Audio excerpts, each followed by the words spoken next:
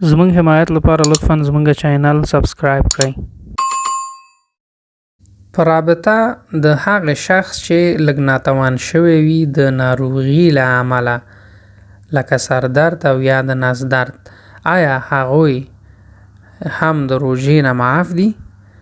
هغه خلک چې ناروغه وي هغوی معاف دي. الله سبحانه وتعالی په قرآن کې وایي په بقره سوره نمبر 2 آیا 115 او که یو کس په سفر کې وي او یا ناروغه وي هغه کولی شي چې خپله دا روژه وروسته ونیسي، اما دا په دې معنا نه ده چې او که یو کس سردرده، ټوخی او یا نس درده وي نو هغه باید روژه ونه نیسي، او که یو کس ناروغه وي او کولی شي چې روژه ونیسي نو مجبوره دی چې روژه ونیسي. یوازې هغه وخت کې معاف دی کله چې د هغې ناروغي له امله روژه ورته مشکله وي، او یا کله چې روژه ونیسي نو د هغې ناروغي زیاتیږي او صحت یې خرابیږي، او یا هغه له خپلې ناروغي له کبله مجبوره دی چې دوا وخوري، بیا هغې ته منع ده. پرته له دې د وړو موضوعاتو له کبله، د وړو دلیلونو له کبله لکه ټوخی، سردرد، ریزش، د نس درد لپاره روژه فرض ده.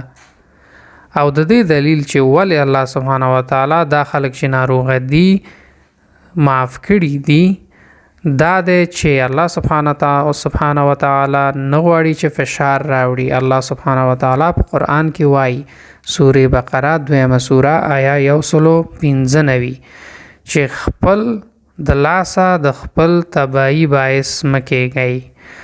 او که ناروغه اوسم او زه پوهیږم چې روژه زما د ضرر باعث کیږي او زما صحت خرابیږي، دا داسې معنا لري چې لکه ځان چې وژنم بنان، او که زه پوه شم چې روژه زما صحت خرابوي هغه راته منع ده.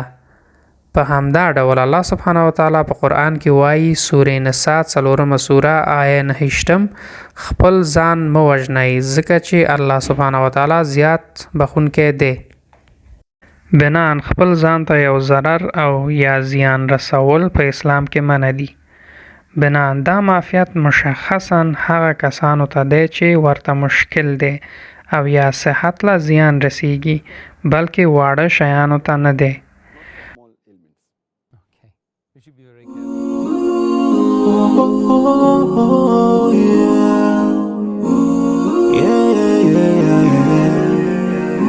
So many dreams, yeah, in my life.